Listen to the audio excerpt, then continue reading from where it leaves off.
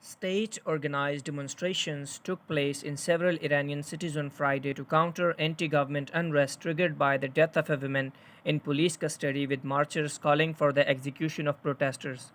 The demonstrations followed the strongest warning from the authorities yet when the army told Iranians it would confront the enemies behind the unrest, a move that could signal the kind of crackdown that has crushed protests in the past. Demonstrations condemned the anti-government protesters as Israel's soldiers, live state television coverage show. They also shouted death to America and death to Israel, common slogans the country's clerical rulers used to try and stir up support for authorities. Offenders of the Quran must be executed, the crowds chanted.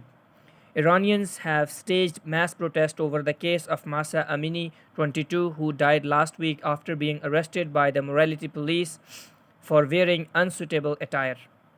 The morality police attached to Iran's law enforcement are tasked with ensuring the respect of Islamic morals as described by the country's clerical authorities.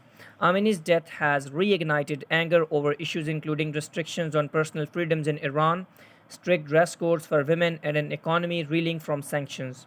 The Iranian army's message on Friday, seen as a warning to protesters enraged by the death, read, "These desperate actions are part of the evil strategy of the enemy to weaken the Islamic regime." The military said it would confront the enemy's various plots in order to ensure security and peace for the people who are being unjustly assaulted.